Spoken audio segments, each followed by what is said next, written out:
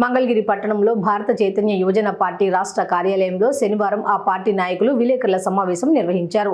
ఈ సమావేశంలో వారు మాట్లాడారు. ఇంటి మీడియా ఇక్కడికి వచ్చేసినటువంటి అందరికీ నా నమస్కారాలు తెలియజేస్తున్నాను.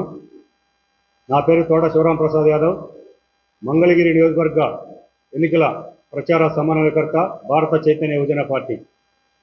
ఈరోజు రాష్ట్రంలో చూసినటువంటి పరిస్థితులు చూసినట్టే ప్రజాస్వామ్యం ఉందా లేదా అని చెప్పేసి అనుమానం కలుగుతూ ఉంది. మా భారత చైతన్య యువజన పార్టీ జాతీయ అధ్యక్షులు బోడే రామచంద్ర యాదవ్ గారు పొంగనూరులో, మంగళగిరిలో 2 చోట్ల ఎమ్మెల్యే అభ్యర్థిగా పోటీ చేస్తున్నారు. అయితే ఈ రాష్ట్రంలో ఒక ప్రత్యామ్నాయమైనటువంటి రాజకీయ మార్పును తీసుకురావడానికి, బడుగు బలహీన వర్గాల ప్రజలను అసెంబ్లీలోకి ప్రవేశపెట్టే ఉద్దేశంతో ఆయన ఈ పార్టీని పెట్టడం జరిగింది.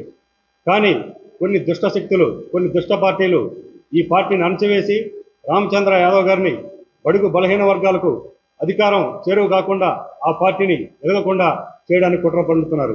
దీన్ని అంతటిని కూడా మేము తీవ్రంగా ఖండిస్తున్నాం. మేము ఒకటే తెలియజేస్తున్నాం, ప్రస్తుతం ఎలక్షన్ కమిషన్ ఆఫ్ ఇండియా ఈ రాష్ట్రంలో ఏది జరుగుతుందో ప్రతి పిన్ టు పాయింట్ ప్రతిది కూడా మీకు తెలుసు. అక్కడ పొంగనూరులో కానీ, ఇక్కడ మంగళగిరిలో కానీ ప్రజాస్వామ్యంలో ఎవరైనా పోటీ చేసే హక్కు ఉంది. హక్కును కూడా ప్రతి అందరూ సామాన్య ప్రజలకు కూడా అందించాల్సిన అవసరం ఉంది. కానీ ఈరోజు వ్యవస్థలన్నింటినీ కూడా భ్రష్టు పట్టించి అధికారులను, అక్కడ ఎలక్షన్ సిబ్బందిని, పొంగనూరులో ఉన్నటువంటి ఎలక్షన్ సిబ్బందిని, అధికారులను బదిలీ చేయాలని చెప్పేసి మేము ఎలక్షన్ కమిషన్ వారిని కలవడం జరిగినది. కానీ ఇంతవరకు దానిపైన చర్య తీసుకోలేదు. దానిపైన తక్షణమే చర్య తీసుకోవాలని చెప్పేసి మేము కోరుతున్నాం. ప్రజాస్వామ్యంలో ఎవరైనా పోటీ చేసే హక్కు ప్రతి ఒక్క సామాన్య పౌరుడు కూడా ఉంటుంది. ఏ పార్టీ గెలవాలి, ఓడాలనేది డిసైడ్ చేసేది ప్రజలు మాత్రమే. అంత మాత్రాన పెద్దిరెడ్డి రామచంద్రారెడ్డి భయపడాల్సిన అవసరం లేదు. ప్రజలు డిసైడ్ చేస్తారు, రామచంద్ర యాదవ్ గారు గెలవాలా, పెద్దిరెడ్డి రామచంద్రారెడ్డి గారు గెలవాలా అనేది ప్రజలు డిసైడ్ చేస్తారు.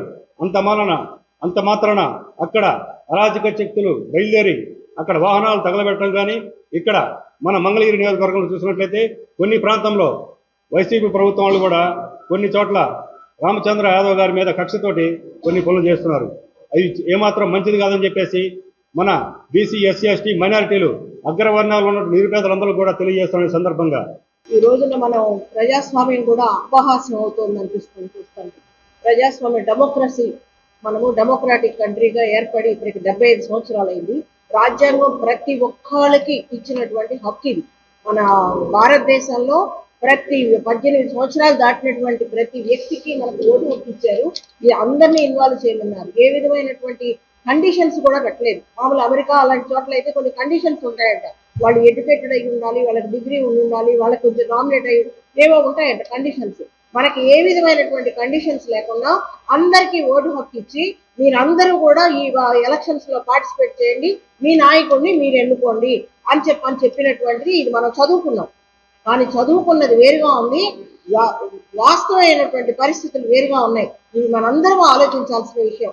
ఇక్కడ చదువుకున్న దాన్ని ఇక్కడ ఎక్కడా కూడా కనపట్టలేదు. పిల్లలందరూ అడుగుతున్నారు, ఇదేమి వ్యవస్థ, ఇదేంటి ఇలా ఉన్నాయని చెప్పని అడుగుతున్నారు.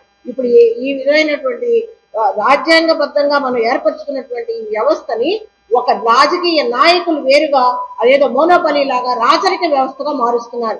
ఇది రాచరికం కాదు, ఇది ప్రజాస్వామ్య వ్యవస్థ అని చెప్పని వాళ్ళు తెలుసుకునే వచ్చారు. వాళ్ళు అఫిడవిట్లో సంతకాలు చేశారు, వాళ్ళు ఓటు తీసుకున్నారు. మేము డెమోక్రసీని కాపాడుతాము, మేము రాజ్యాంగాన్ని కాపాడుతాము, మీ అందరి హక్కుల్ని పరిరక్షిస్తాము, ప్రజల హక్కులు పరిరక్షిస్తామని చెప్పని వాళ్ళు ఓటు తీసుకొని వచ్చారు 3 సార్లు. ఇప్పుడు అఫిడవిట్ ఈ రోజున ఈ ఎలక్షన్ ఆయన పేరేంటండి, ఈవోనా, నాకు ఆ సంగతి ఇంతకుముందు తెలియదు. రిటర్నింగ్ ఆఫీసర్ గారి దగ్గర ఓటు చేస్తారు, అసెంబ్లీలో ఓటు చేస్తారు, మళ్ళీ ఆయన పదవి తీసుకునేటప్పుడు ఓటు చేస్తాడు. ఇన్నిసార్లు ఓటు చేసినటువంటి ఇప్పుడు మనం మాట్లాడుకునేది భారత చైతన్య యువజన పార్టీ అనేది పొంగనూరులో ఆయన స్థాపించారండి. మంగళగిరిలోనే స్థాపించారు. పొంగనూరు వ్యక్తి ఆయన.